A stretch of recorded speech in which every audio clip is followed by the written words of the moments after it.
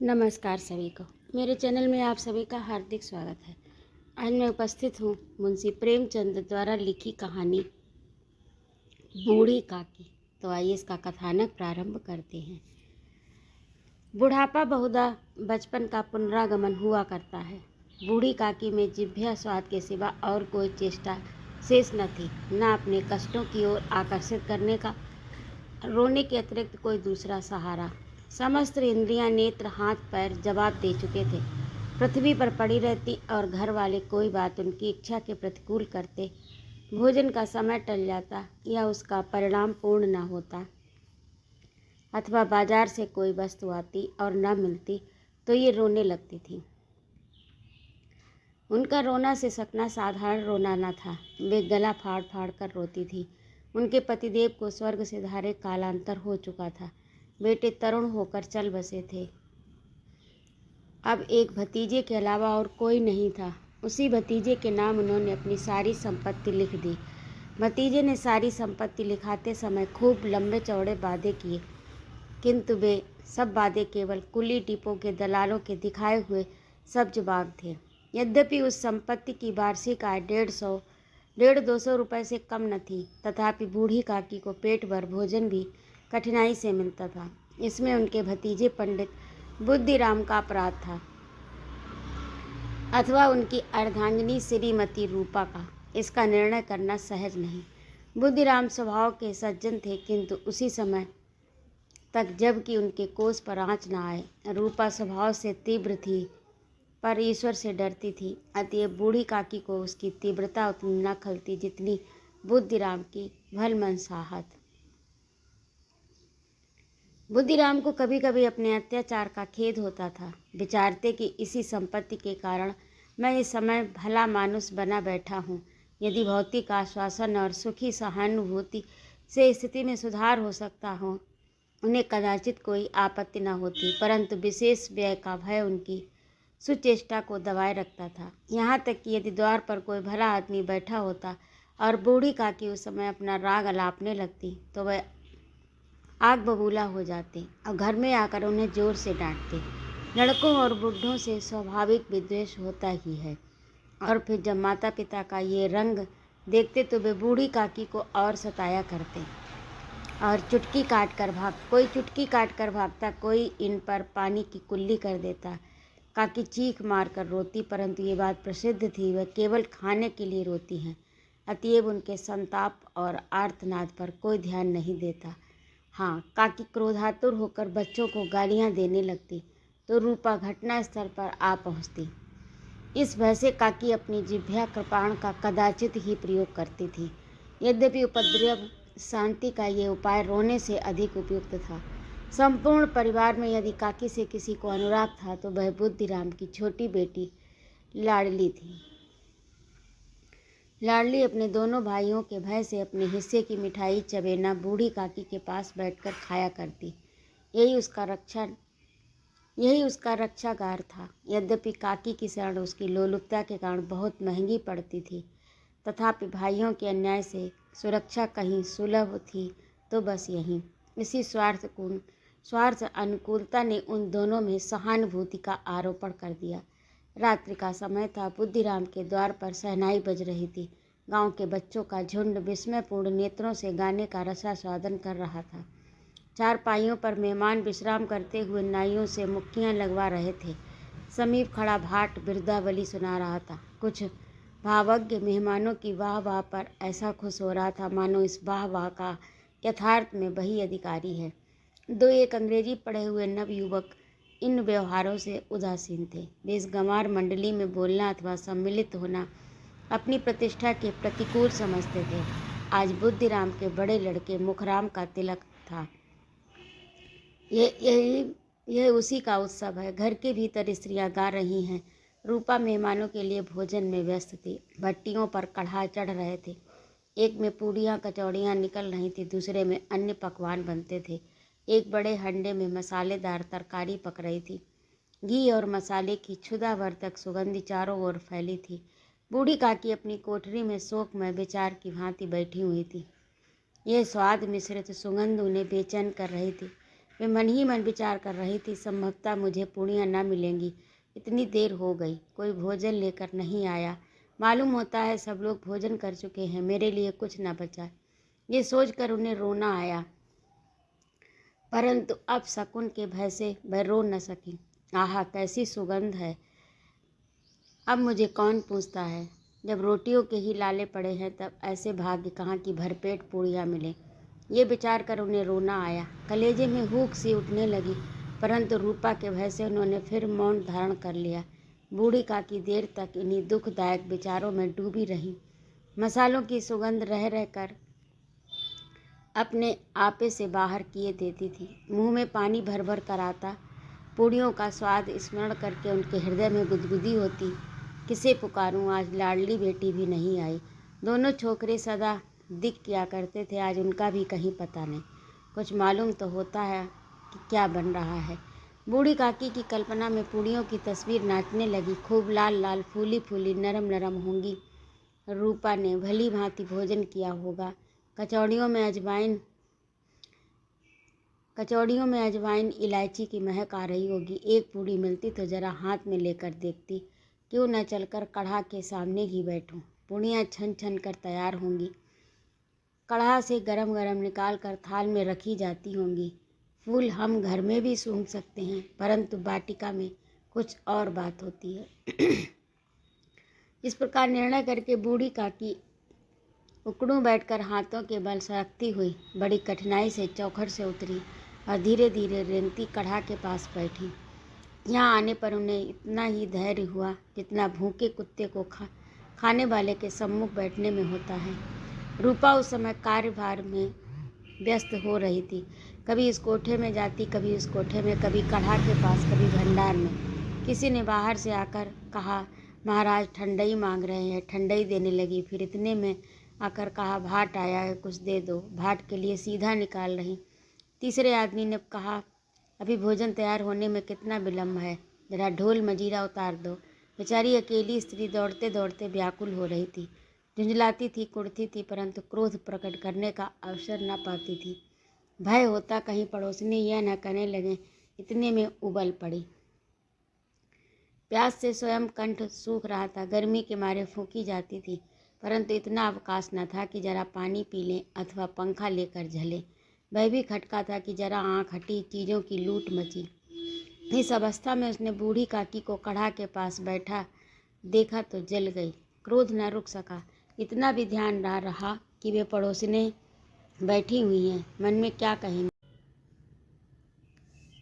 पुरुषों में लोग सुनेंगे तो क्या कहेंगे। जिस प्रकार मेढक केचुए पर झपटता है, उसी प्रकार वह बूढ़ी काकी पर झपटी और दोनों हाथों से झटक कर बोली, ऐसे पेट में आग लगी। पेट है या भाड़, कोठरी में बैठते हुए क्या दम घुटता था।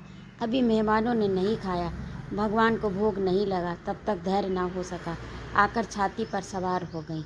जल जाए ऐसी जीभ। दिन भर खाती ना होती तो जाने किसकी हाड़ी में मुंह डालती। गांव देखेगा तो कहेगा, बुढ़िया भरपेट खाने को नहीं पाती, तभी तो इस तरह मुंह बाय फिरती है। डायन न मरे न माचा छोड़े, नाम बेचने पर लगी हैं, नाक कटवा कर दम लेगी। इतना ठूंसती है, न जाने कहाँ भस्म हो जाता है। भला चाहती हो तो जाकर कोठरी में बैठो, जब घर के लोग खाने लगेंगे तब तुम्हें मिलेगा। तुम कोई देवी नहीं हो कि चाहे किसी के मुंह में पानी न जाए, परंतु तुम्हारी पूजा पहले हो जाए। बूढ़ी काकी ने सिर उठाया, न रोई न बोली, चुपचाप रेंगती हुई अपनी कोठरी में चली गई। आवाज़ ऐसी कठोर कि हृदय और मस्तिष्क की संपूर्ण शक्तियाँ, संपूर्ण विचार, संपूर्ण भार उसी ओर आकर्षित हो गए। नदी में जब कगार का कोई बृहद खंड कटकर गिरता है तो आसपास का जल समूह चारों ओर से उसी स्थान को पूरा करने के लिए दौड़ता है। भोजन तैयार हो गया। आंगन में पतले पड़ गई। मेहमान खाने लगे। स्त्रियों ने जेवनार गीत गाना आरंभ किया। मेहमानों के नाई और सेवक गण भी उसी मंडली के साथ किंतु कुछ हटकर भोजन करने बैठे थे, परंतु सभ्यतानुसार जब तक सबके सब ना खा चुके कोई उठ नहीं सकता। दो एक मेहमान जो कुछ पढ़े लिखे थे, सेवकों के दीर्घाहार पर झुंझला रहे थे। वे इस बंधन को व्यर्थ और बेकार की बात समझते थे। बूढ़ी काकी अपनी कोठरी में जाकर पश्चाताप कर रही थी। मैं यहाँ कहाँ से कहाँ आ गई। उन्हें रूपा पर क्रोध नहीं था, अपनी जल्दबाजी पर दुख था। सच ही तो है, जब तक मेहमान लोग भोजन न कर चुकेंगे घर वाले कैसे खाएंगे। मुझसे इतनी देर भी न रहा गया, सबके सामने पानी उतर गया। अब जब तक कोई बुलाने नहीं आएगा नहीं जाऊंगी। मन ही मन इस प्रकार का विचार कर वह बुलाने की प्रतीक्षा करने लगी, परंतु घी की रुचिकर सुवास बड़ी धैर्य परीक्षक प्रतीत हो रही थी। उन्हें एक एक पल एक एक युग के समान मालूम होता था। अब पत्तल बिछ गई होगी, मेहमान आ गए होंगे, लोग हाथ पैर धो रहे होंगे, नाई पानी दे रहा होगा, मालूम होता है लोग खाने बैठ गए, जीवनार गाया जा रहा। ये विचार कर वह मन को बहलाने के लिए लेट गईं। धीरे धीरे गीत गुनगुनाने लगी। उन्हें मालूम हुआ कि मुझे गाते देर हो गई। क्या इतनी देर तक लोग भोजन ही कर रहे होंगे? किसी की आवाज़ सुनाई नहीं देती। अवश्य ही लोग खा पी कर चले गए, मुझे कोई बुलाने नहीं आया। रूपा चिढ़ गई, क्या जाने न बुलाए, सोचती हो कि आप ही आएंगी, कोई मेहमान तो नहीं जो उन्हें बुलाऊं। बूढ़ी काकी चलने को तैयार हुई, ये विश्वास कि 1 मिनट में पूड़ियाँ और मसालेदार तरकारियाँ सामने आएंगी उनकी स्वादेंद्रियों को गुदगुदाने लगा। उन्होंने मन में तरह तरह के मंसूबे बांधे। पहले तरकारी से पूड़ियाँ खाऊंगी, फिर दही शक्कर से कचौरियाँ रायते के साथ मज़ेदार मालूम होंगी। चाहे कोई बुरा माने चाहे भला, मैं तो मांग मांग कर खाऊंगी। यही न लोग कहेंगे इन्हें विचार नहीं। कहा करें, इतने दिन के बाद पूड़ियाँ मिल रही हैं तो मुंह जूठा करके थोड़े उठ जाऊंगी। वह उकड़ू बैठकर सरकते हुए आंगन में आई, परंतु हाय दुर्भाग्य, अभिलाषा ने अपने पुराने स्वभाव के अनुसार समय की मिथ्या कल्पना की थी। मेहमान मंडली अभी बैठी हुई थी। कोई खाकर उंगलियां चाटता था, कोई तिरछे नेत्रों से देखता था कई लोग अभी खा रहे हैं या नहीं। कोई इस चिंता में था कि पत्तल पूड़ियाँ पर छूटी जाती हैं, किसी तरह इन्हें भीतर रख लेता। कोई दही चाट खाकर चटकारता था, परंतु दूसरा दोना मांगते संकोच करता था कि इतने में बूढ़ी काकी रेंगती हुई उनके बीच में आ पहुंची। कई आदमी चौंक कर उठ खड़े हुए, पुकारने लगे, अरे ये बुढ़िया कौन है, ये कहाँ से आ गई, देखो देखो किसी को छू न ले। पंडित बुद्धिराम काकी को देखते ही क्रोध से तिलमिला गए। पूड़ियों का थाल लिए खड़े थे, थाल को जमीन पर पटक दिया। जिस प्रकार निर्दयी महाजन अपने किसी बेईमान और भगोड़े कर्जदार को देखते ही उसका टेटुआ पकड़ लेता है, उसी तरह लपक कर उन्होंने काकी के दोनों हाथ पकड़े, घसीटते हुए लाकर उन्हें अंधेरी कोठरी में धम से पटक दिया। आशा रूपी वाटिका लू के एक झोंके में विनिष्ट हो गई। मेहमानों ने भोजन किया, घर वालों ने भोजन किया, बाजे वाले, धोबी, चमार भी भोजन कर चुके, परंतु बूढ़ी काकी को किसी ने नहीं पूछा। बुद्धिराम रूपा दोनों ही बूढ़ी काकी को उनकी निर्लजता के लिए दंड देने का निश्चय कर चुके थे। उनके बुढ़ापे पर, दीनता पर, हतज्ञान पर किसी को करुणा न आई कि अकेली लाडली उनके लिए कुढ़ रही थी। लाडली को काकी से अत्यंत प्रेम था। बेचारी भोली लड़की थी, बाल विनोद और चंचलता की उसमें गंध तक न थी। दोनों बार जब उसके माता पिता ने काकी को निर्दयता से घसीटा तो लाडली का हृदय ऐंठ कर रह गया।